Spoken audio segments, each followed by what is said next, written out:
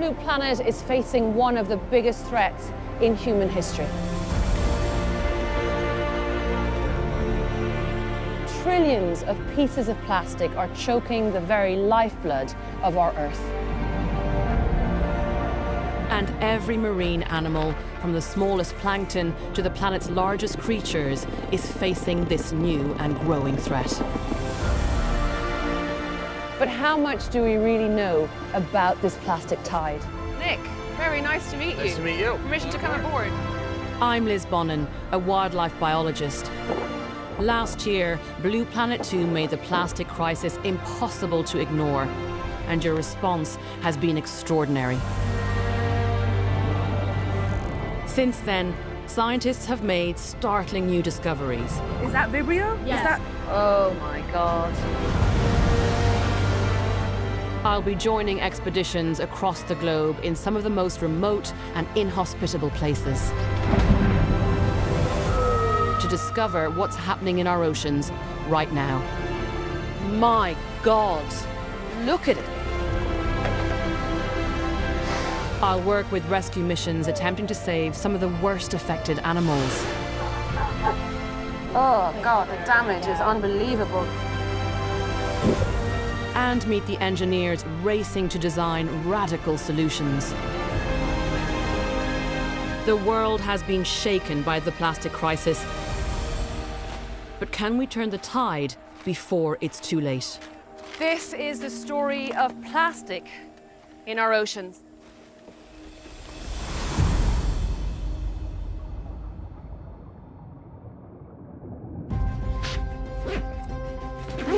I'm beginning my mission with a group of animals that scientists believe are the key indicators for the health of our oceans. Seabirds. Seabirds spend much of their life around plastic. They fly across the world, living on both the open ocean and the shorelines. They hunt on the surface of the sea where some plastic floats, and beneath the waves where smaller fragments are suspended in the water. And many eat almost anything they can find, including plastic.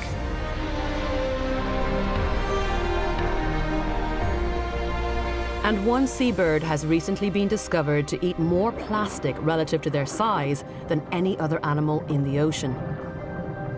The flesh-footed shearwater. 400 miles off the coast of Australia, in the Tasman Sea, is Lord Howe Island.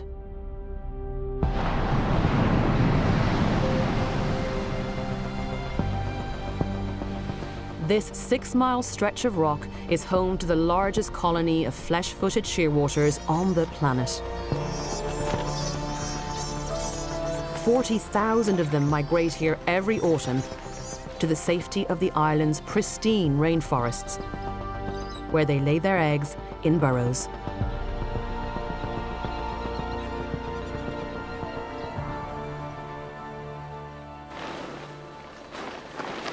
Just gone 8 o'clock here on Lord Howe Island in the middle of the Tasman Sea, and I'm about to join a team of scientists and volunteers who have been gathering here every single year for the past 12 years.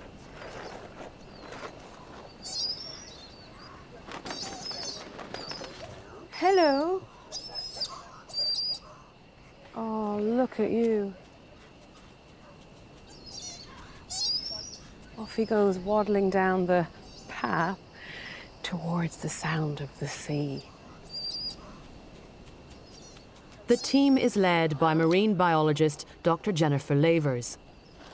For over a decade, she's been investigating how plastic is affecting the shearwaters.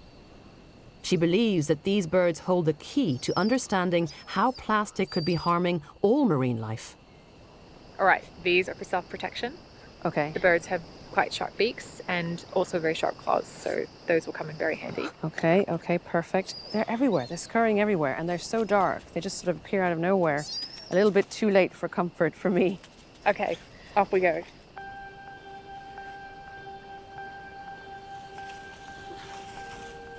Tonight, for the first time in their young lives, the shearwater chicks emerge from their burrows. From the moment they were born, they should have been fed a nutritious diet of fish and squid. But when their parents go hunting, they often mistake plastic for food. We hand over the chicks to Lord Howe Islander Ian Hutton and Dr. Alex Bond, who carry out a delicate procedure. Okay, so what exactly are you doing now? Well, we've measured this one and weighed him, and now we're doing the final step, which is lavaging, which is basically gently pumping a bit of water into the stomach and getting him to vomit into the basin. So if you like to hold him open, Alex, we'll see if we can get this down the throat. Easy, fella. Okay, so that's gone into the stomach. Very there. nicely done, very smooth. Right, pumping. Oh, And look at that. Stomach's full of 1, plastic. 2, 3, 4, 5, 6. Oh, look at that. Yeah, the size of that piece. Sharp too. Oh my God. So the parents had to vomit that up to feed the chick, and then the chicks had that in the stomach and now just coughed it up. So they're gradually, with all the best intentions, feeding their chicks to death, potentially. Filling their stomachs with big pieces of plastic Rubbish. that are... Felt plastic on the way down there. That's This time? Just now I could feel it. As the tube was going in, I could feel I can't plastic believe how much is scraping. coming out. Oh, look at that. Man. Oh my gosh, this is ridiculous. I think that was blocking the throat, so he's having trouble getting it all out. And now that we've got rid of that big bit, we might be able to remove it all. Amazing, isn't it? I can't believe just... Is this, on average, what you find? About 20 pieces? How much do you normally find? I think the record's about 260. That's a really bad bird. In a chick? In a chick. Yeah. Ugh, I'm in shock. I mean, I knew there was a plastic problem. It's just when you see... You see it firsthand, yeah. My head's spinning already, and it's our first chick. Yeah. Okay. That's just mad when you... It's just, yeah. Oh my God.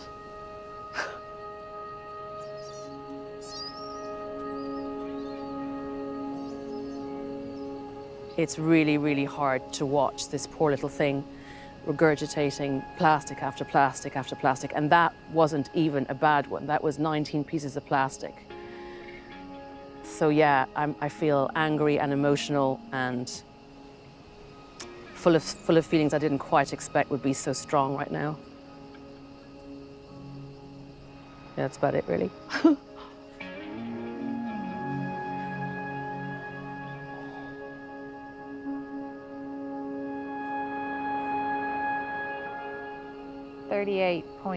.2.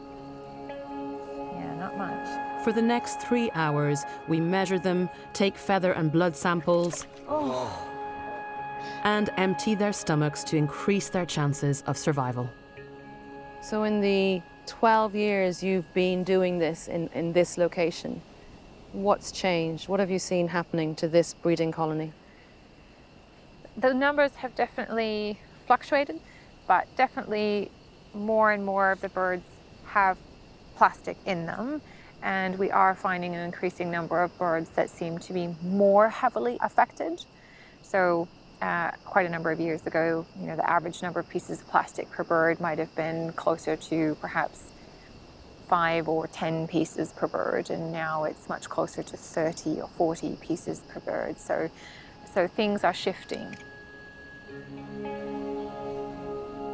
By 11 p.m., the birds have stopped emerging from their burrows, and it's time to call it a night.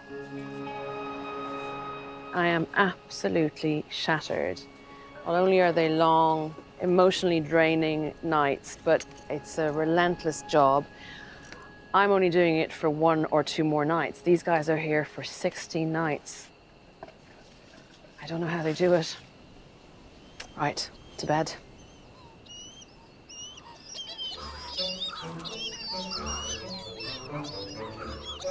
The 3-month-old shearwater chicks that left their burrows tonight are beginning one of the most astounding journeys in the natural world. They can't fly yet. Their parents have left them to fend for themselves, and they've never even seen the sea. And yet, instinct drives them to begin an extraordinary endeavour, waddling through the dense rainforest in the dark, across the beaches, and out through the pounding surf. Once there, they must teach themselves to fly and hunt. And for those who manage to take off, they won't touch land again for 5 years, when they'll return to breed.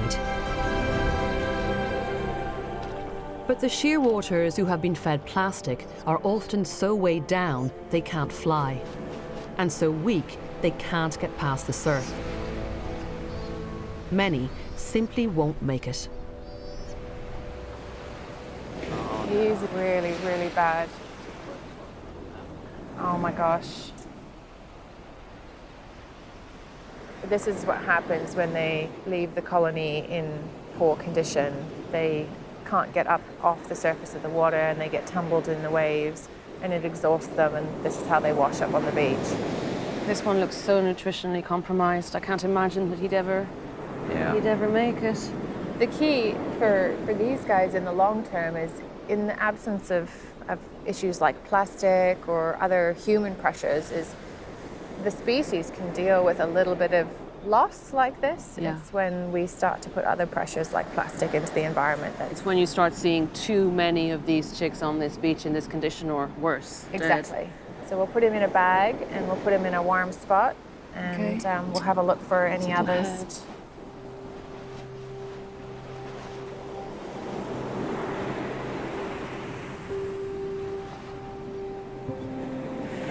Gosh, yeah, he's on death's door. What do you normally do? Realistically, we'll probably just let nature run its course. How often do you find evidence of plastic ingestion in the chicks that you gather on the beach that haven't made it? Virtually every one. There's some kind of bottle cap or small fragment, or maybe the lid of a pen or something like that. I mean, there are very few places left on the planet that are so remote and pristine, seemingly, than Lord Howe Island, and yet even here. It shows what the rest of the world is doing, impacts wildlife on even the remote Everywhere. islands everywhere. And it's a global responsibility. It's that much is without question. Yep.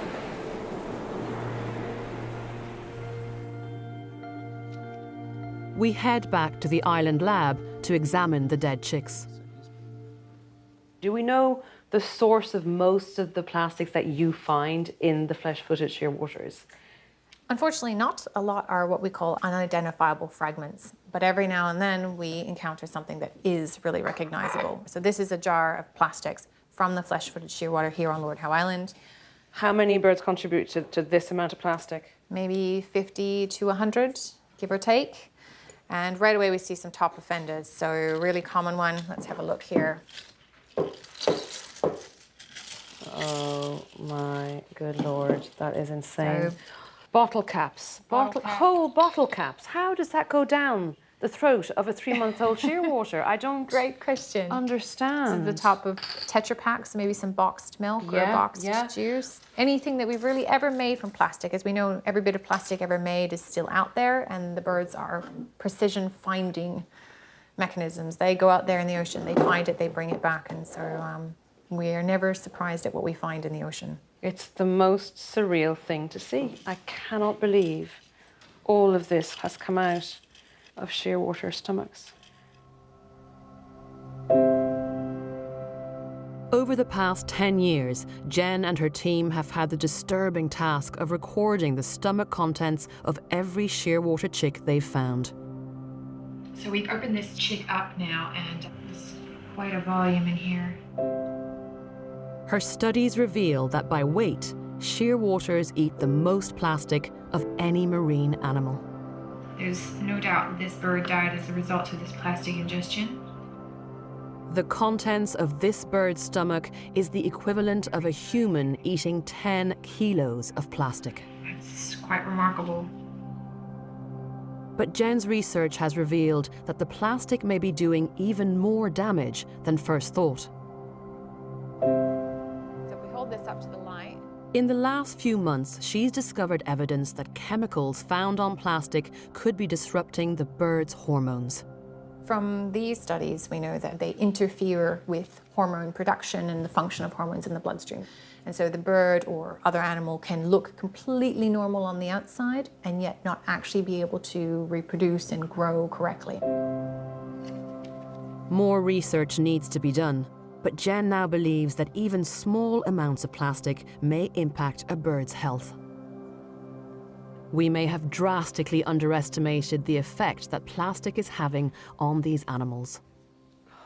And all of this can be in the plastics that these birds are ingesting. Now you understand the complex challenge that scientists have to try and tease it all apart and figure out the world that these seabirds now live in, the challenge that they face.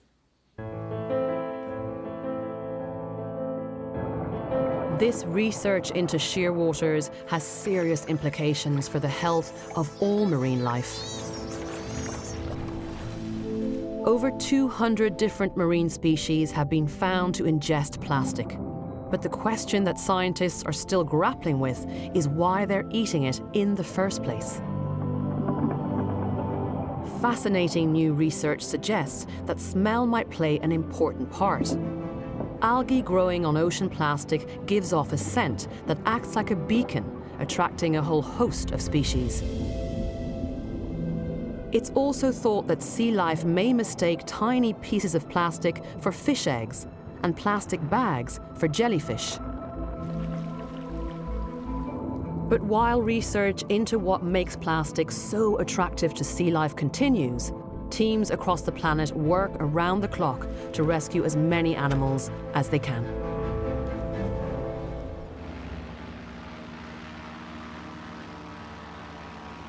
It's time to leave Lord Howe Island. What's really at the forefront of my mind is that if this is what's going on to a tiny bird on a tiny remote island in the middle of nowhere, then this is a symptom of something so much bigger than I could possibly have imagined.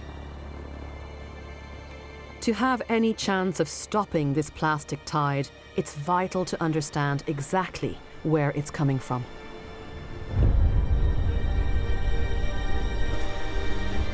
Around the globe, every minute, we buy 1 million plastic bottles, 1 million disposable cups, and 2 million plastic bags.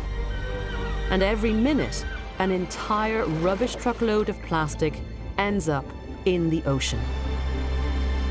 Over a year, this adds up to a staggering 8 million tons.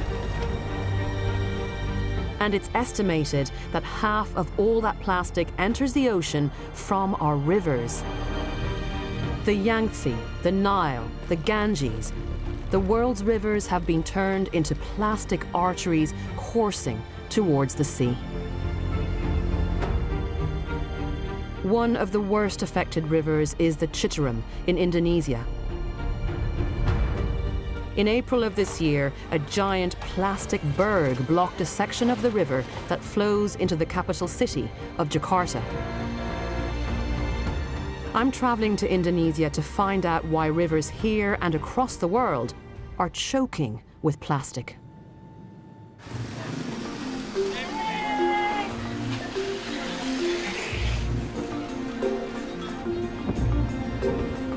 So we've arrived on the island of Java in Indonesia and it is bucketing it down in true tropical rain style.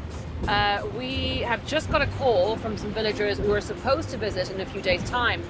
And because of these rains, they're sitting in the middle of something that is so disturbing, they've asked us to head out there straight away. So that's where we're going now.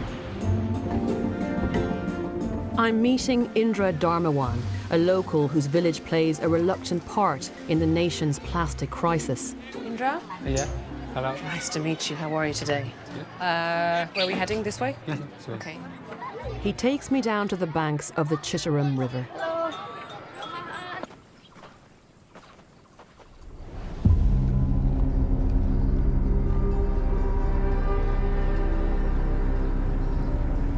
plastic, many plastic.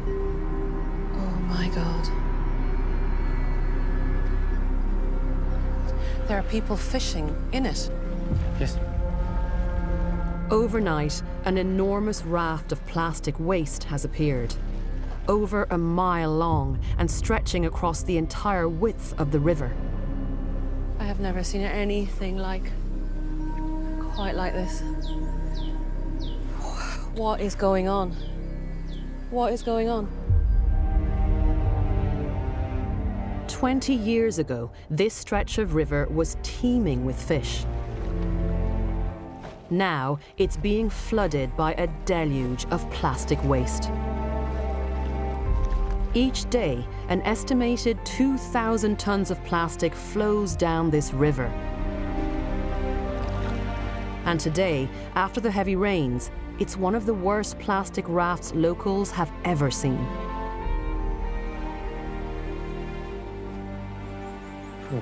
God.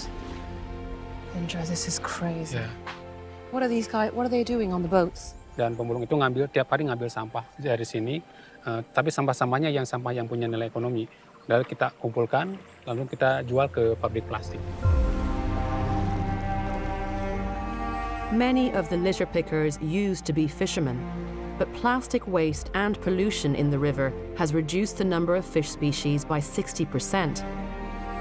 And what's left is potentially dangerous to eat.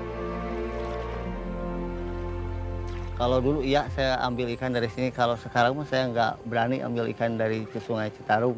Dari Sungai Citarum, kalau sekarang mah saya nggak berani gitu kasih ikan sama.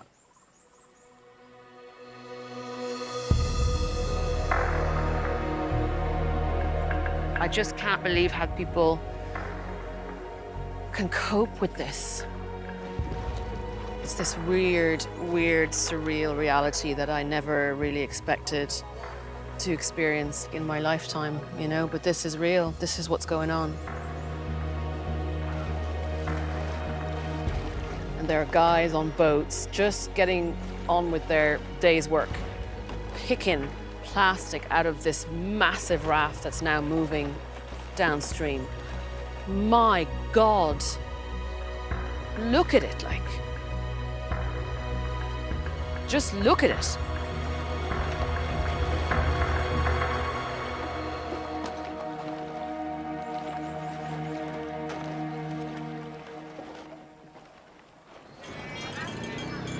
To find out how all this plastic has ended up in the river, I travel upstream to the region of Bandung, home to 165 villages, many of which are on the banks of the Citarum.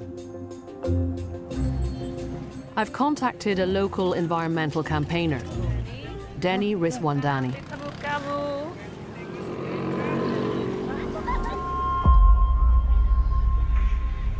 Wowzers. So this is where all the village puts their plastic. They're making their own landfill site because they're getting no help from anyone else to do this.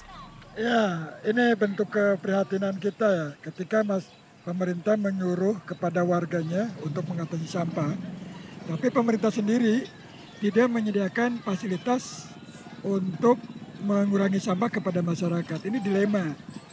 Is this the same scenario in all the villages that border this Citarum?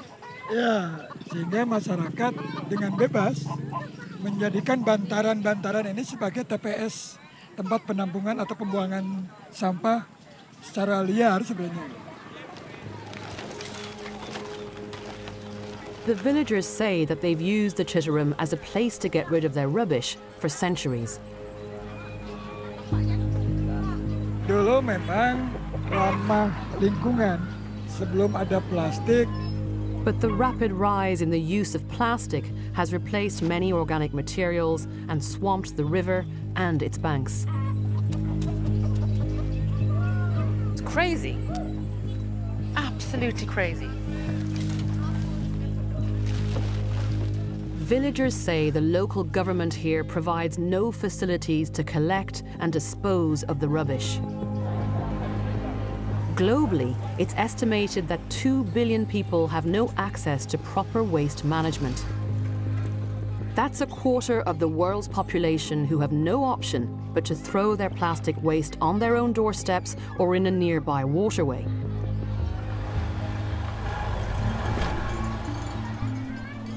But governments are not the only ones being blamed for this. Many think that corporations play a big part in the plastic crisis too. And wealthy global brands have been accused of knowingly selling products to developing countries that often have no adequate way of disposing of the plastic packaging. Hello.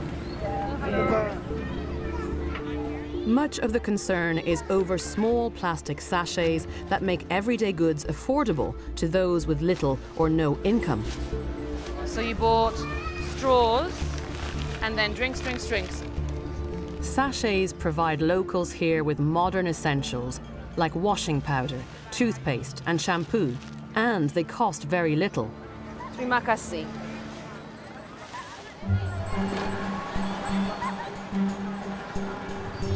There is a huge dilemma here. On the one hand, you have this new affordable lifestyle that everybody here is as entitled to enjoy as much as we are in the West. And the sachets give them that. But then on the other hand, you've got rivers teeming with the stuff. And whose responsibility is that? Around the world, governments and corporations are starting to address the problem. Some companies are making very public pledges to make all their products 100% reusable, recyclable or compostable by 2025. But many believe 2025 is just too late. The figures suggest that by then, the amount of plastic pouring into our oceans could have already doubled. With such disturbing projections, I want to investigate what other solutions can be found. Adam and John, is that right? It's good to finally talk to you. Inventors and engineers have been designing technology that collects the plastic from our rivers before it enters the sea. The first person I speak to is a surfer from Sydney. So I was reading about your sea bin, and I wanted to know a little bit more about it. The sea bin is quite a simple device. We've basically got a rubbish bin. We have a small water pump, and then we filter out the debris in the middle. Do you ever imagine bringing some sort of sea bin out to Asia? We've got an order sheet with requests from about 170 countries, and as depressing as it is, it's quite an amazing time to see the opportunity of, how we can fix this. The sea bin is an effective solution for harbours and smaller rivers, but it simply couldn't withstand the huge volumes of plastic pouring down the most polluted rivers in the world. There is one solution, which is called Mr. Trash Wheel, and they're pulling out thousands and thousands of pounds of trash per year. And this is something that's suited for high volumes. This wheel has been built in Baltimore Harbour. It lifts plastic rubbish from the river and drops it into a barge. The trash wheel is actually a very simple machine. The water wheel gets its energy from two different sources. One is the flow of the river that brings the trash. The other is we have solar panels on the trash wheel. Yeah, that sounds incredible. Since the wheel started turning in 2014, it's collected almost 1 million plastic bottles, 500,000 plastic bags, and 11 million cigarette butts that are made up of tiny plastic fibers. We picked up over 35 tons of trash in one day. Wow. But with each wheel costing around $500,000, this technology could be just too expensive for many local councils in countries like Indonesia. In Amsterdam, engineers have been experimenting with bubbles. A tube full of holes is placed near the bottom of a river. The air bubbles are forced to the surface, trapping the plastic and funneling it to the riverbank, ready for collection. This design has great potential, but it's still in the prototype phase. I'm also keen to find out about solutions that are coming at the ocean plastic problem from a completely different angle. I've arranged a meeting with this young entrepreneur who's been developing an alternative material to plastic. Now, if it's as good as the reports I've been reading online, it feels to me like this could be a real game changer.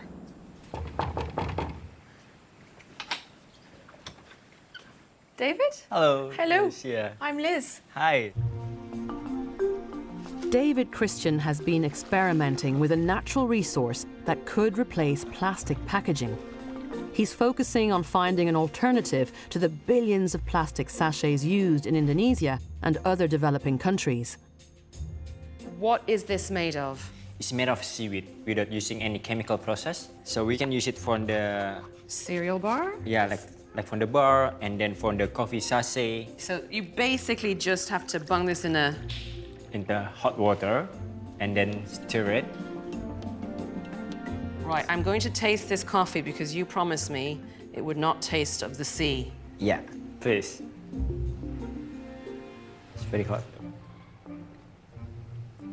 That's great. That's a great cup of coffee. This is for soap. So you don't need to open the soap. We can just wash our hand. That's it, just Yeah. and start rubbing? Start rubbing. That dissolves really quickly. When I think about the amount of little plastic soaps in plastic packaging in all the hotels around the world, wrapped in separate little small plastic bags, and how this could completely change that industry for the better. That's huge. David and his team have also used their seaweed technology to design fast food packaging. I presume the only nutrition in this is in the wrapper. And disposable cups. Take bite. Food packaging makes up over a third of all plastic waste in the ocean. While there are still some concerns about how seaweed farms might affect coastal ecosystems, the potential of this design is enormous. Are big companies that make all of these sachets biting your hand off at the moment?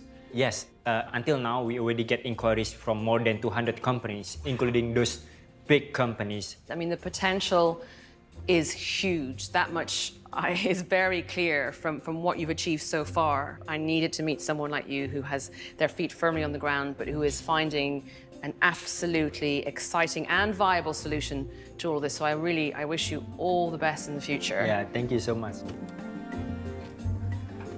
That was really great. It seems to me to be such an exciting, but more importantly, a really concrete solution to the plastic problem. And it's coming from a young Indonesian. He's only 25 years old. It's coming from a country that's one of the biggest plastic polluters in the world. I cannot wait to see what this guy achieves in the next few years.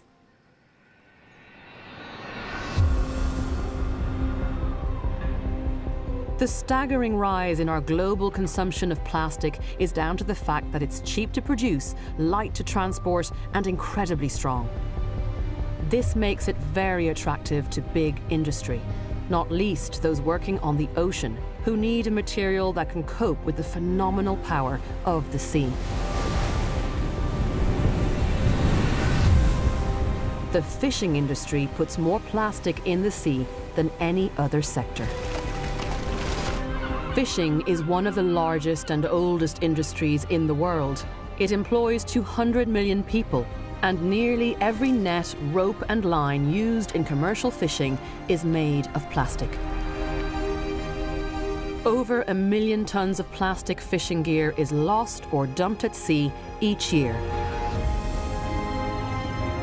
And the consequences for marine life are catastrophic.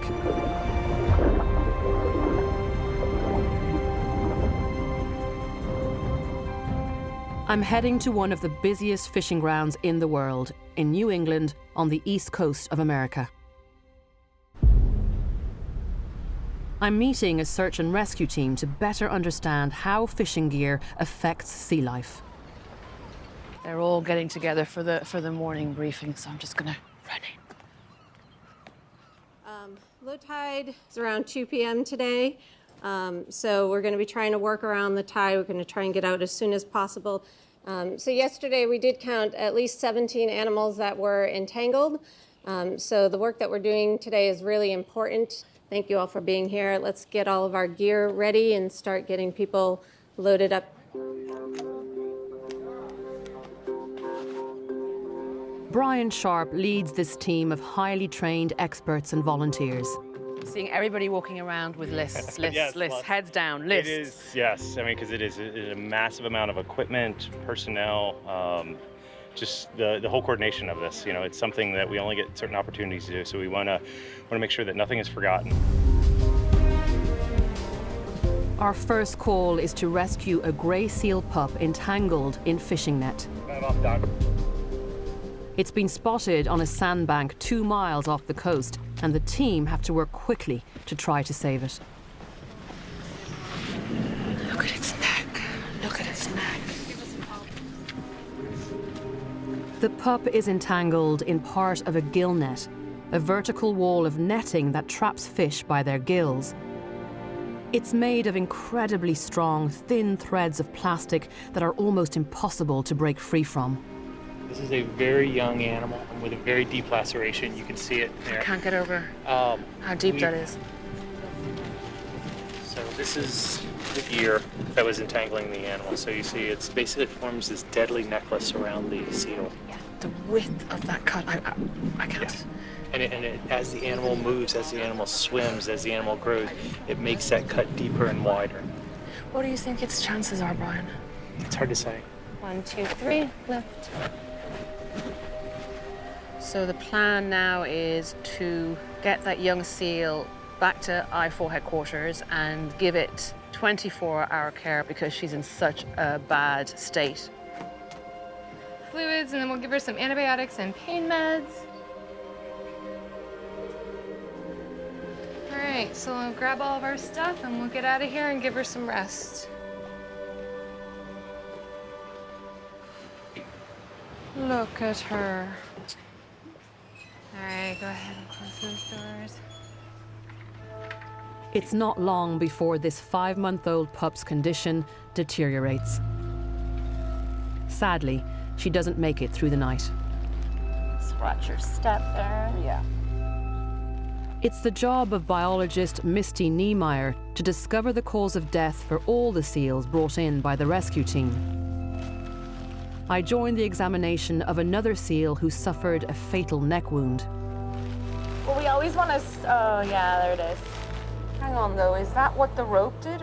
That was all done likely from this line. It somehow got this around its neck, and then it started to grow, and then it started to slowly cut into around the neck.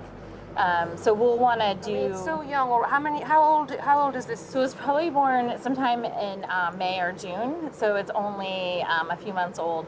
I mean, these are intelligent, social, sentient mammals. This pup was in how much pain? Something like this, where it's around your neck, where you're trying to breathe and where you're trying to eat, and you're constantly moving and swimming. That it's probably constantly painful. So we can just try to slide this off. You think it will? I think so.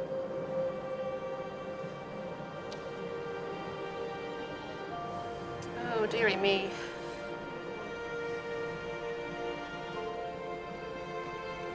You guys are so amazing and pragmatic. Just holding its little head just set me off. Yeah, it can be difficult sometimes. Oh, dear. It's such a young little thing, you know? It didn't even have a chance at life at all. She's breaking my heart. They're all breaking my heart. This whole situation is breaking my heart. Can you believe this is what goes on when we carry on with our lives, you know? And then they've got to go back out there and keep going, and it just never stops. It's too much. Entanglements are affecting animals all over the world, killing an estimated 300,000 marine mammals a year and over 400,000 seabirds. Many of these animals have been caught in plastic fishing gear.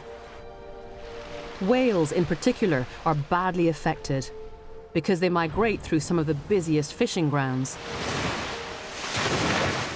One species of whale is so under threat, it's being pushed to the brink of extinction. The North Atlantic right whale. To reduce the number of right whale entanglements, local authorities here have imposed strict fishing bans at the peak of their migration. And fishermen have also made significant changes to their fishing gear. But with more rules and restrictions on the horizon, a backlash is brewing. We've got so much regulation jammed up our ass. The lobstermen, you're going to put them out of business. Not one of the boats in this harbor has caught a right whale, ever. Ever. I tracked down another fisherman. Nick. Yes. I'm Liz. Hi, Liz. Very nice to meet you. Nice to meet you. Permission to come aboard. Absolutely. Nick Muto is keen to explain the struggle the industry is facing and why plastic rope is so vital to their work. Can we see one of your lobster pot systems here? So most of our end lines are 36 meters. Lobster fishing involves a lobster pot thrown to the bottom of the sea, attached to a buoy at the surface by a very long length of plastic rope. It stays in the water for several days until the fishermen return to collect it. Try to grab it from the ends and try to... Oh God, I can't. It's heavy. How heavy is that? It's probably 65, almost 70 pounds. The plastic rope Nick uses can hold the weight of a family car. It's twice as strong as traditional natural fiber rope. So I actually have some of the natural fiber rope. We've got some of it right here. This is the old hemp rope. Good old-fashioned hemp. Okay. And as you see, when I open the valve... Whoa. How long did that take? Not long enough. Show me that with one of your plastic ropes then. It's the same diameter, right? Same diameter rope. Yep. And as you can see, there's no way. There's no way. We need to make sure that we have the ability to get our gear up off the bottom of the ocean. I have hundreds of thousands of dollars wrapped up in commercial fishing. My wife, myself, my daughter, my 3 crewmen and their families rely on me being able to make a living on the water. It's estimated that 3 million miles of this virtually unbreakable plastic rope is used on this coastline alone. But it's this same rope that causes terrible harm to migrating whales. Thousands of these ropes hang vertically in the water, creating a deadly obstacle course. Despite their incredible size and strength, the only way to free the whales once entangled is to attempt an incredibly dangerous rescue mission. So Liz, this is our team. One of the few people skilled enough and brave enough to do this is Scott Landry. He and his team are on call 7 days a week, patrolling an area over twice the size of Britain. This was on a humpback whale, and we worked on Saturday to remove this from this whale. You've literally got the whole lobster pot gear. You've got the buoy at the top, the rope that extends down to the bottom of the ocean. It's just rope, a pot, and a buoy, and it can cause a really complicated problem. Scott recorded his latest mission on headcam. There's the whale. Ooh, right here, crossing our bow. Yep, put it in neutral. And there's that buoy. And the grappling hook, he doesn't want the buoy, he wants the line that's underneath the buoy. A yellow rope is hooked onto the fishing gear that's wrapped around the whale's tail, so they can edge themselves closer to one of the largest and most powerful animals on Earth. So the whale is carrying on. Oh, I can see the other rope trailing. See all this the is rope, all that's this all stuff. this This rope is all right this here. stuff. This is That's exactly it. crazy. And so right now, they're letting the line pay out. And the whale is dragging the boat at a fierce rate.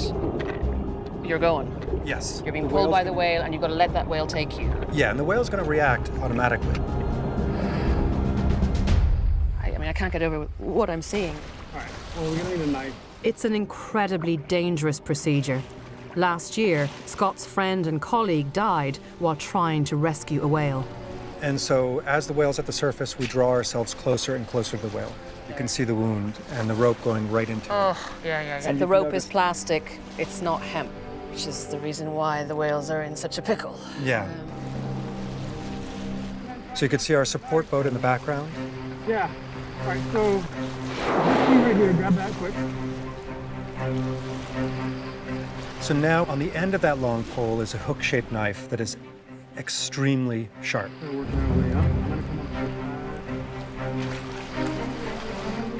After hours of back-breaking work, they skillfully release the buoy.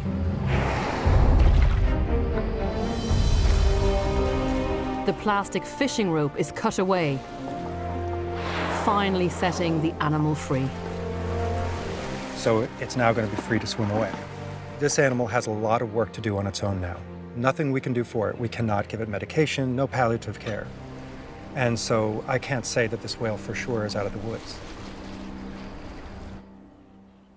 It's estimated that between half and 2/3 of whales in these fishing grounds have been entangled at least once in their lifetime. Whales are running from their breeding grounds to their feeding grounds, and they essentially are running a gauntlet. This is where it becomes extremely difficult for, say, a local fisherman to buy into this issue. Are you finding that the majority of entanglements are caused by active fishing gear? Yes, this was gear that was catching food for people. Now, getting to the point of catching whatever it is that you want on the seafloor or anywhere in the ocean without rope, that's the holy grail. Okay. Yeah. Globally, there are fewer than 30 small rescue teams like this one, and an estimated population of 2 million whales. This can never be a long-term solution. The only way to stop entanglements is to remove those vertical ropes from the water column. That's the only way they're going to really protect whales here.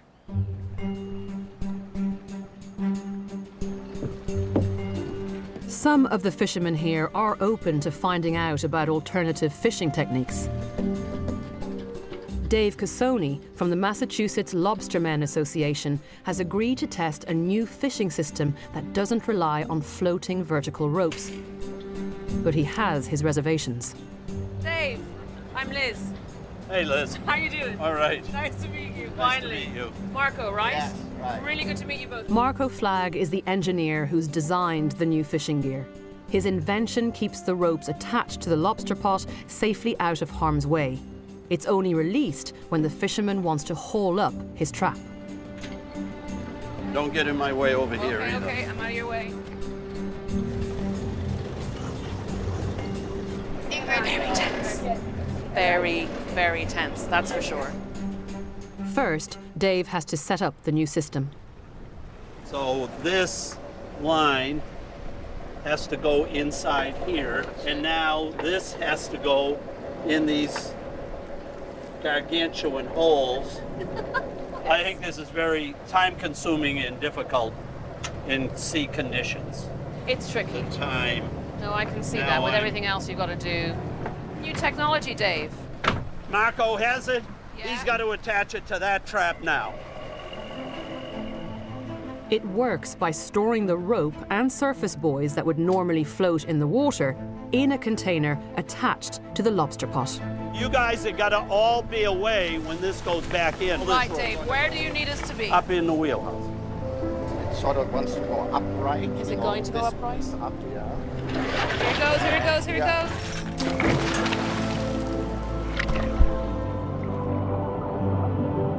The pots can now sit on the seabed without any plastic ropes causing an obstacle to marine life. But with no visible buoys, Dave needs to use a GPS system to find his pots. You're going to the right. Or you could do a circle the other way. We need to turn back on ourselves, basically. I'm putting it in neutral because we're right over it. Okay, we're right over it, Marco. Here we go. All right. We're deploying it. Okay. A transmitter on the boat sends a signal down to the container, which should trigger the release of the rope and the buoys. By now, I would have expected it to already be up, so there could well be a snag here somewhere. So you're asking if it would work now? No. Well, we're trying it. I gotcha. After several failed attempts, the system proved successful. There we go. Right there. 2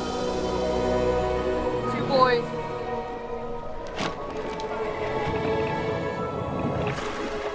There it is. The technology is there, but there are glitches. So even though you've seen this pop up, yes, you're not confident yet. It has a lot to overcome. I'm not sure that I'm thrilled with being the pioneer on this. Why not? Because some pioneers are glorified, others are vilified. My saying in any way, shape, or manner that I endorse ropeless fishing will vilify me with the industry because the industry is so opposed. As a pop-up buoy, it will work. Is it practical? No. Why? Because it is too time-consuming. In our business, time is money. Dave isn't alone.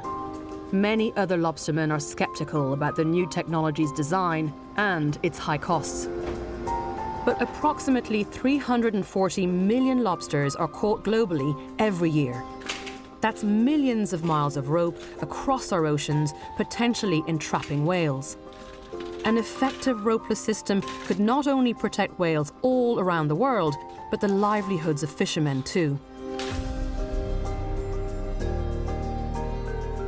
I've heard about a different design, the brainchild of lobsterman Mike Lane. Hello, hello. I'm looking for Mike. Right here. Hi. Hi. I'm Liz. We spoke on the phone. Yes. Rob Morris is the engineer helping him. We wanted to come up with, first of all, a very rugged release that's basically bulletproof that Mike can't break. Yep. On the back of a lobster. We'll try. Or the back of his pickup truck. Yeah. So we're going to wake it up first. Power on. Oh, okay. Something's talking to something. Yeah. This seems to be a sturdier and more feasible design. It takes just seconds to load, and the release and collection of the rope and buoys is much more straightforward. It looks pretty simple, and it looks like it would work. Why did you feel like you wanted to find a solution? You got to be responsible for what you do in life. I don't want to be responsible for killing a whale. They're beautiful creatures. I mean, we see them out there all the time. They're amazing, and I don't want my buoy wrapped around one. And I don't want people not to buy lobsters because they think I'm going to entangle in a whale. So I want to solve the problem. Perhaps this exciting collaboration between lobsterman and engineer can finally put an end to the threat of whale entanglements and save the northern right whale from extinction. I always feel like people portray fishermen as just a bunch of people that hate the environment, and we want to rape the ocean of everything it's worth. And we're not like that. I don't have a college degree. I don't have an education. I don't have anything else I can do. My whole life has been built around lobstering, and that's what I have invested in. So what do you do if your job is taken away? Well, I mean, you guess you got to restart your life. How long will the bank let me go without paying my mortgage? So the sooner I get this finished and done with, the better off I'm going to be. I am really glad I got to meet Mike today, just before leaving Cape Cod.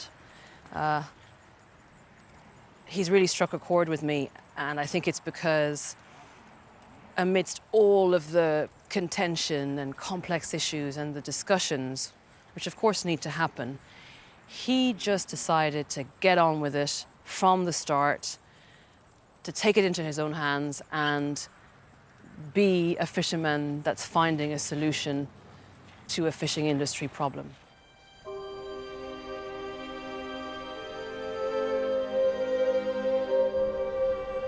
I've spent the last 9 months researching this plastic crisis, and what's becoming clear is that the very qualities that have made plastic such a central part of our lives are also those that make it so destructive to marine life.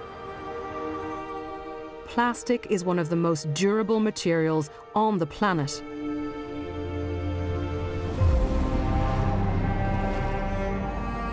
Virtually every single piece of plastic that's ever entered the ocean is still there.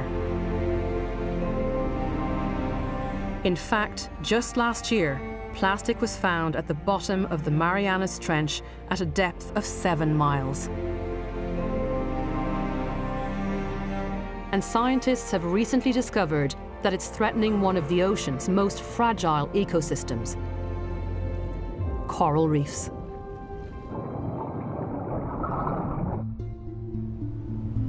I'm heading to a part of the world known as the Coral Triangle, an area of coral reefs that stretches over 2.3 million square miles, from Indonesia to the Philippines and Papua New Guinea to the Solomon Islands. Hi. Oh, it's so nice to finally meet you. Yes. Great. Can I help you with some stuff? Yes. I'm joining Assistant Professor Jolie Lamb, an expert in coral ecology, who is here to study why plastic is so lethal to reefs. Corals are extraordinary animals. Our oceans contain over 9 million species of them, and the reefs they create are the largest living structures on Earth. Coral reefs are the nurseries of the sea, providing shelter for a myriad of small fish and feeding grounds for a whole host of species. But with these precious ecosystems already straining under the pressures of our modern world, plastic is posing yet another threat. There's almost as much plastic as there is sea squirts, isn't there? Yeah, there's sachets. It's definitely not a clean body of water that we're diving in today, is it? Definitely not.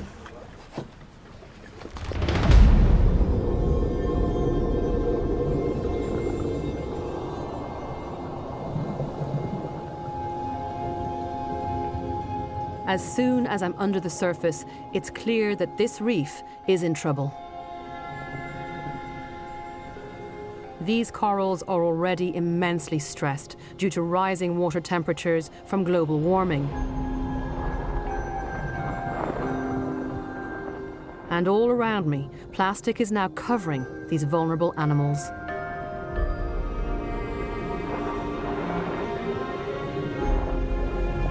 I helped Jolie to collect samples of the plastic.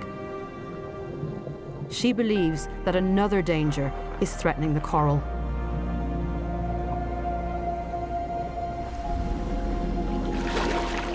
Just disgusting. Just disgusting. That's all I can say. Did you think you'd see that much? No, it just never ended. But then, more than anything, it's these flipping things. Coffee sachet, softener sachet. What the heck is that? Coffee? I think this is a tea or coffee. A tea sachet. A soup sauce cereal. sachet. Sachet after sachet after sachet after sachet. Did you see the little juvenile recruits on that bottle? Yeah. There's something really powerful about seeing a really old bottle with a coral growing out the neck of it. It's almost like nature's doing absolutely everything it can to try and survive this mess. And yet, right beside that little bit of life growing out of plastic, there's a whole area that's just dead. And this is just one of the sites, so there are many islands out here that have much more plastic than this. More than this? There can be more plastic than this. It's tragic. It's just, oh my God.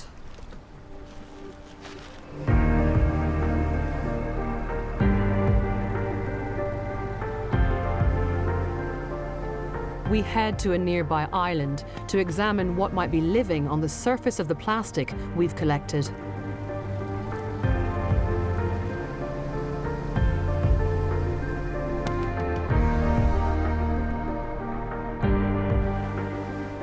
When we were coming up on the boat, it looked like a little piece of paradise, didn't it? And now, just covered. Look at all the fishing lines on the bottom of the pier. Shall we offload everything on the side? Yeah, so we'll put this here. Jolie's new research has led her to believe that lethal doses of bacteria are being transported on the plastic. Plastics like this one here, it's just full of these little pits and pores. And even on a bottle, if you look up very closely, you can see all these nooks and crannies. So it's about the texture of plastic? Yes. The surface of plastic provides the perfect home for bacteria to thrive. One of the most dangerous bacteria for coral is found in a group called Vibrio, one strain of which causes cholera in humans. So what we're going to do is do a scraping of what's on this plastic, and we're going to test whether or not it has Vibrio. And Vibrio is a pathogen, which means it can cause disease in corals and shrimp and oysters. Okay, so which sample would you like to start with? Let's start with the rice sack. And what's the liquid that's in here? So this is just filtered, sterile seawater. Okay. Just want to turn it into a nice green pea soup. Oh, that's brown soup, but it's definitely soupy. And you just put 4 drops here and 4 drops here. Perfect. Jolie uses a bacteria testing kit. If a particular toxin produced by Vibrio is present, a red line will appear in the small window. Oh, what? Look. Is that Vibrio? Yes. Oh my God. That's from the sack. That's the sack. Yep, this one is light too. So what does this mean for this reef? It's essentially a whole new way to transport diseases that we never even thought about until this year. Until this year? This year.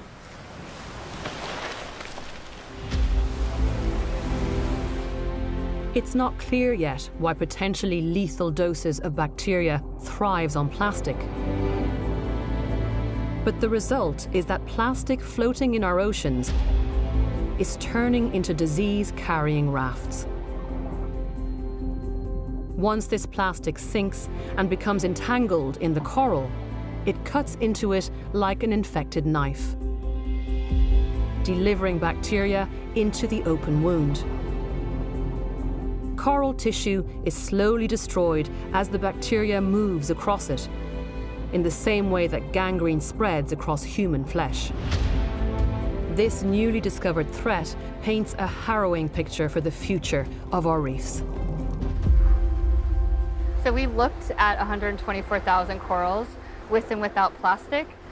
And when we see the plastic on the coral, the likelihood of disease goes up to 89%. 89%? Likelihood, yes. Mind-blowing. I'm absolutely gobsmacked. I thought I knew how much plastic was affecting marine life. I didn't for a second think it could also be a carrier of disease.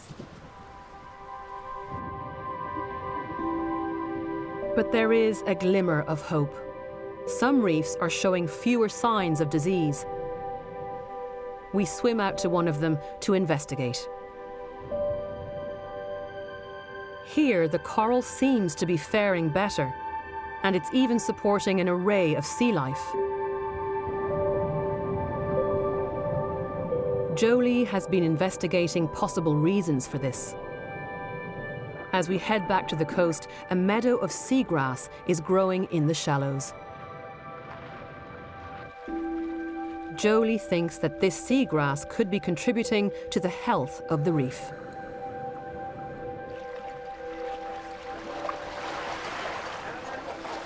So look at what happens. Like there's like no plastic, and then it traps it. So essentially, this is the first line of defense. When you have seagrass before a coral reef, it physically traps the plastic. Yeah, you can see it physically slowing the water down and also trapping it like fingers. But seagrass may be doing much more than simply acting as a physical barrier. What we found recently is that the seagrass reduces harmful bacteria by 50%. 50%? 50%. That's extraordinary. It is. Seagrass can actually kill bacteria that's harmful to people and also marine organisms. So this is really seriously important stuff. Seagrass meadows are not only trapping the plastic, they're also disinfecting it. It's thought that the grass could contain antibiotic properties that kills off the bacteria. More research needs to be done, but this is a promising discovery. It may be that nature will provide some solutions of its own to the plastic crisis. Seagrass is on every continental shelf except for Antarctica. it is one of the most important ecosystems. And so if we can start showing that it's important for small islands like this, but also where I come from and where you come from, then that's the best way we can move forward.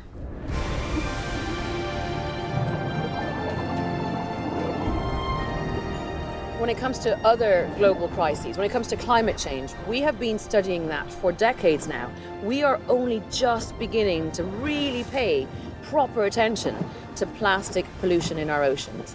And as much as there is hope with the seagrass, that can't be the only solution. It won't be. It won't be the only solution. We have to find other answers, and we have to find them very, very quickly. So what else can be done to solve a problem of this magnitude? Predictions make for grim reading. Reports say the amount of plastic we use and throw away is growing year on year. And some have suggested that by 2050, there will be more pieces of plastic in the ocean than fish. I've read about valiant but small-scale efforts to clean up the ocean plastic, beach cleans, boat trawls and diving projects. And yet, with an estimated 51 trillion pieces of plastic in the ocean, they simply won't be enough. But it's been reported that one pioneering project could remove hundreds and even thousands of tons of plastic from the ocean. The project was devised by a 16-year-old boy. He's now 24 and is realizing his dream. Boyan, hi, Liz. Nice to finally meet you. I meet him in the Netherlands. So when I was 16, I went scuba diving in Greece, and I looked around me and I saw more plastic bags and fish, and I just wondered, why can't we clean this up? Now we have a team close to 100 people, we raise tens of millions of dollars. Boyan Slat and his team have designed a floating 600-meter tube with a 3-meter curtain hanging beneath it. Pushed by the waves, it will travel across the seas, collecting plastic as it goes. Talk me through it, because it looks fairly simple, but obviously so much thought and brain power and collaboration has gone into this. Yeah, it has been extremely complicated to get to something simple, I must say. So it's a very long floating barrier. The plastic just gets pushed around by the current. Like a giant Pac-Man, the system roams the ocean and collects the plastic. Scientists have identified 5 colossal areas of plastic waste floating in our oceans. The plastic is gathered by enormous swirling vortexes, fed by a global network of ocean currents. Boyan is concentrating his efforts on collecting the plastic from the largest of these, the Great Pacific Garbage Patch between Hawaii and California, which is now over 3 times the size of France. Pretty soon I discovered that everyone in the field was saying, well, no way you can do that. The ocean is too big, the ocean is too violent. Just forget about it. The only thing we can do is not make it worse, which, first of all, I think is a very depressing message. Just a few weeks ago, after years of research and development, Boyan launched his ocean cleanup system in San Francisco.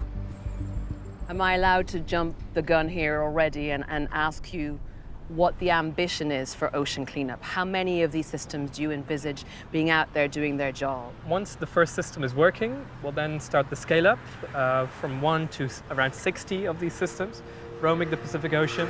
And if we manage to do that, well then we should be able to clean up half this Great Pacific Garbage Patch every 5 years. The sooner we get it out, the better it is for the ocean. Just a few weeks ago, Boyan launched his ocean cleanup system in San Francisco. It's making its way to the Great Pacific Garbage Patch to begin its work. There will be many months of testing out in the open sea. This plastic crisis is only going to be solved through a whole host of different collaborations and practical solutions from more people like Boyan. But projects like Ocean Cleanup don't stop the millions of tons of plastic from pouring into the oceans every year. And many scientists think that effort should focus more on stopping that plastic from getting into the sea in the first place. As the world wakes up to the scale of this crisis, new endeavours are cropping up all the time.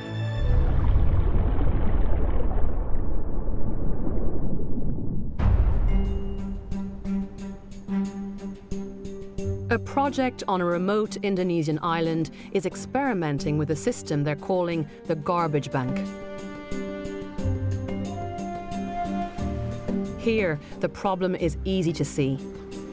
The ocean is the waste bin for hundreds of households. In the last 25 years, to dispose of the plastic, people here are just dumping it into the ocean. Yes. I meet Professor Jamal Jompa, a marine scientist who's going to show me how the system works. They see it's a solution, a simple solution for them to get away from this garbage. And they have no other option. They haven't had any assistance from the government or anyone else about where to put it. So where else would they put it? Right. But for them, it is not a problem because they don't see that yet as a disaster. They don't see this is going to reduce or affect their livelihood. Yeah. The villagers here are taking things into their own hands. A community enterprise project has begun to make it worthwhile for locals to be more careful with their plastic. Hello, hello. So what is this place? This is called kind of garbage bank. The bank collects used plastic from the neighbourhood, paying people by the weight they hand over. People in the village get credit for the plastic they bring, but then what happens to this plastic? Okay, so then they bring it to the city, Makassar. And then do they get money for it? Yeah, so they get cash, basically. So in Makassar, there's a central collection. This garbage bank is the first link in a chain that's making plastic waste valuable. Thank you. Thank you. Bye-bye. To find out if the system is effective, I follow the chain to Makassar City, the provincial capital. Good afternoon. I'm looking for Nasrun. Nasrun? Yes. Hello. Nasrun runs the facility here, sorting the plastic that arrives from 600 small garbage banks. Saya bisa dalam satu hari kalau plastik 5 ton. Karena kami punya kantor 2. 5 tons a day. A day. So that makes me think two things. There's so much plastic to collect, but people are doing it. People are collecting it for you and bringing it to you. Ah, cups. I saw them preparing this on the island. Once the plastic is sorted by type, Wrapping. This is all bottles? Yeah. Various companies arrive to buy it. Nasrun, where are these bottles going now? Ini plastik ini akan dibawa oleh vendor yang ngambilin kebetulan ini vendor khusus botol. Itu masuk dibawa di gudangnya, nanti di sana disatukan kembali. So I've just spoken to the guy who's buying these bottles, and he's allowing me to follow them to his establishment, the next link in the chain. We travel to a much bigger warehouse on the outskirts of the city. So this is it. This is your operation. The owner, Mawan Hassan, has been buying and selling used plastic bottles for 9 years. Mawan's team are processing thousands of bottles a day. How big is this warehouse? How many sacks of plastic bottles do you have inside that warehouse right now? Stok yang sekarang di dalam ini kurang lebih 30 ton. 30 tons. You've got a full house. Full. Oof. All bottles. Yeah, special bottle. Just bottles.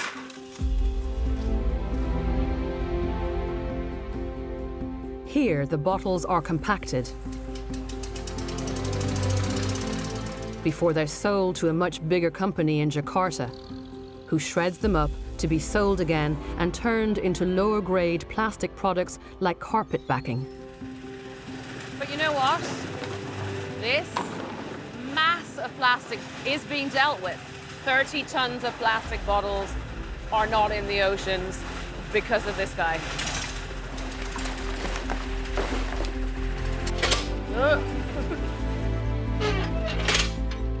Having grown up in Makassar and seeing the change with the plastic, do you think that your business and other businesses like yours are making a difference? Saya merasakan tidak berkurang, malah bertambah plastiknya. Nggak pernah berubah, malah dari tren penjualan saya ke Jakarta itu tiap tahunnya malah meningkat. Berarti kan sampah malah justru malah bertambah. So even warehouses like this and the amount of plastic you take in is not making a difference, you don't think? Ini sebenarnya kalau mau kita urutkan ya, bahwa ini gudang saya masih terbilang kecil, masih kurang.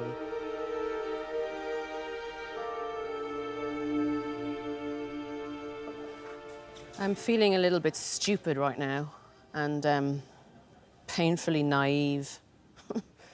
Like when I met Nasrun, I was so elated when I thought that, oh gosh, okay, there's a solution here, there's an answer. And of course they're doing something. It's better than doing nothing. But what I've just learned in here is that it's not breaking the back of the plastics problem. And this isn't making a difference. Like, what does that mean about how bad this is?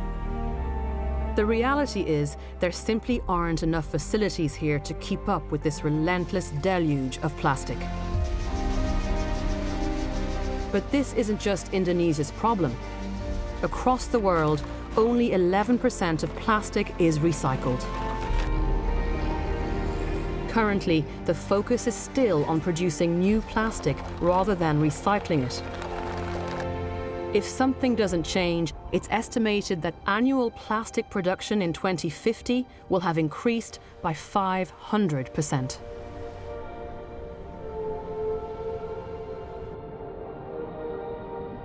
As scientists work tirelessly to better understand this crisis, a new plastic threat, possibly the most serious yet, is emerging. Trillions of microplastics, tiny pieces of plastic, some no bigger than a speck of dust, floating in our oceans. These microplastics are even transported to the top of the world, where I'm heading on my final expedition. We're in Longyearbyen, the northernmost town in the world on the Norwegian archipelago of Svalbard. 1,300 kilometers that way is the North Pole. We're heading deeper inside the Arctic Circle. It's as untouched and remote a place as I think I've ever been, and yet we're here to investigate a plastic threat that's reached even here. It's the middle of summer, so you get 24 hours of daylight here, which is why at 2:30 in the morning, it looks like this, and it might be a little bit hard to get to sleep on the journey up. I'm joining Dr. Amy Lusher, a leading expert on microplastics, on a 3-day journey to one of the most extraordinary places on Earth.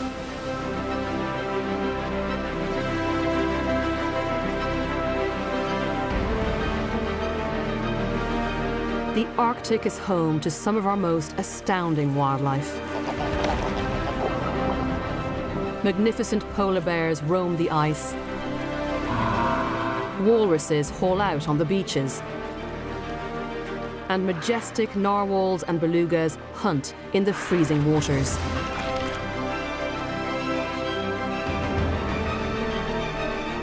We sail for 9 hours to a remote Arctic beach. Miles from any human habitation. Wow. Even here, we are in a very remote part of the planet. And yet, the plastic reaches even here. Tomato ketchup, good Lord. That's the tomato ketchup. I mean, I can't believe the nozzle and the bottle separated at whatever stage. It's obscene. Up here in the Arctic, the plastic becomes really, really brittle quite quickly, and they just start to break down. So, yeah, it just snaps in your hand. Finding big pieces of plastic in one of the most remote places on Earth is alarming enough. So if you take this and fill it up with some nice clean water. But Amy is much more concerned with the smaller fragments. We take a closer look at the sand. So now we're just going to take a scoop of the top layer of sand. Okay. And put the sand in carefully. And if we tape it so it comes out of this corner, it will be a lot easier for us. There's loads of bits of plastic floating on the top.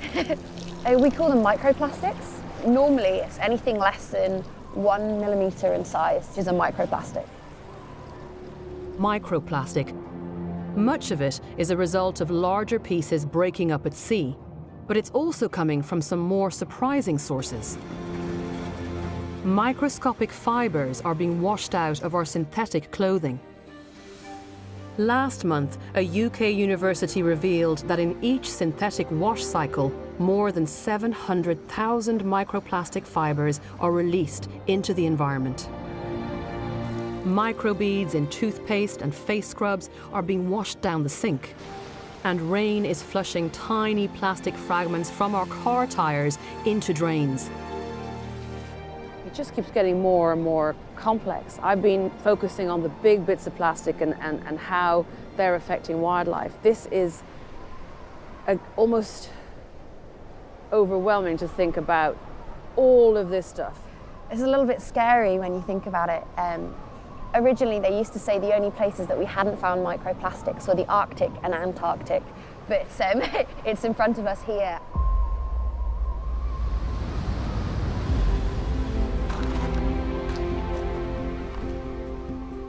Scientists now believe that the Arctic has some of the highest levels of microplastics in the world. And it's found its way into the food chain. In a recent study, scientists injected microplastics with a fluorescent marker. They discovered that tiny plankton are ingesting them. They then focused their research up the food chain to small fish, mussels, clams and oysters, and discovered that they were ingesting microplastics too. The concern now is that microplastics are heading further up the food chain to some of the biggest ocean predators. This island is home to a colony of walruses. This one's rolling into the water. And Amy wants to find out if microplastics have made their way into their diet. What a sight for sore eyes. This is the first time anyone has investigated this. I'm just watching these stunning juveniles just frolicking. It's the only word I can think of. When you look at them, they're joyful here.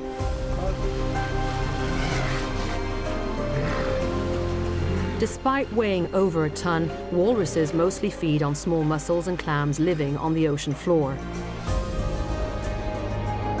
They dive and forage along the seabed, rooting through the sediment with their snouts. They can eat up to 6,000 mussels and clams in a day. They've noticed us. They don't seem tense or nervous about our presence. And it's just such a beautiful sight.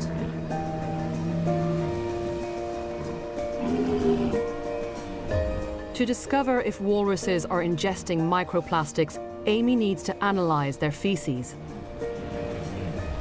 Poo! They just found poo. Oh, I can smell it from here. This is a huge one. That must be the dominant male. It's gotta be.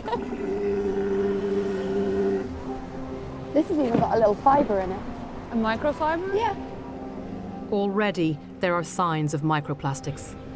Fiber in this one, so yeah, fiber. Yeah. Back in the lab, it doesn't take long to confirm what Amy has suspected. So I found a fibre. I can see it. I can see it. So if you look down here, you'll see it a lot clearer. Okay. So that is a fragment of plastic. And from the shape of it, you can see that it's red. Yeah, it's bright red. And you can see that it's a piece of plastic that's been shaved.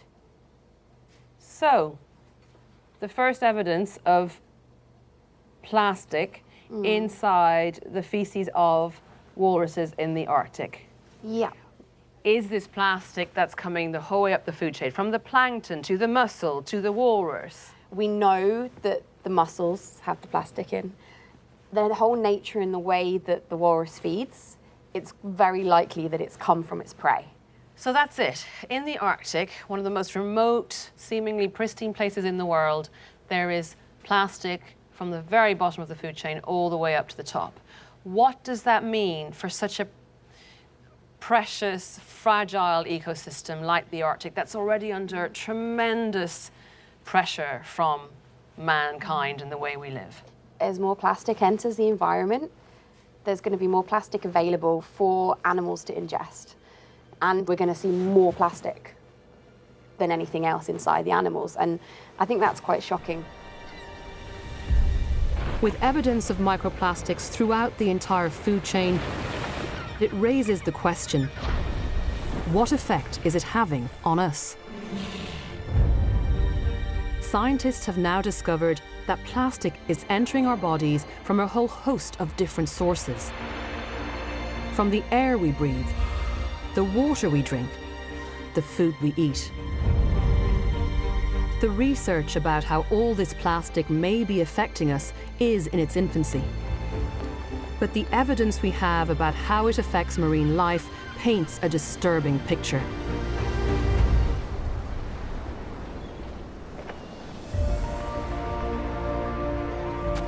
As the ocean plastic crisis becomes ever more apparent, more and more people are taking action to become part of the solution. All across the globe, people are giving up single-use plastic items like straws, takeaway cups, and plastic bags, and they're heading to the water's edge. In Indonesia, they're even mobilizing the army.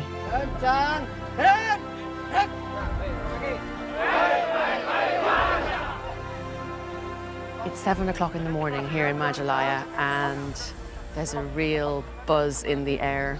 The army have gathered here with some girls from a high school, 2 local NGOs, and elders from the villages around here, and they've all gathered here this morning to clean up as much plastic as they possibly can.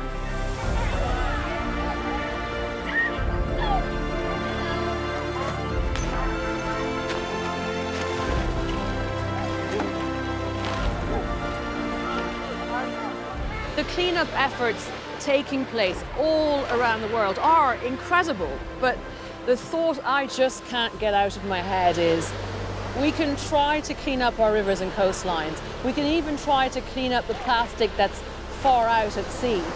But unless we turn off the plastic tap, the unrelenting deluge that enters our oceans every day simply will never stop. If we don't, the result will be catastrophic for all marine life. From the smallest creature to the largest mammal, our planet depends on a healthy and thriving ocean for its very survival. We can do this. We can save our oceans. But we need to act before it's too late. If you'd like to find out more about the actions you can take to help make a difference, go to bbc.com/plasticsaction.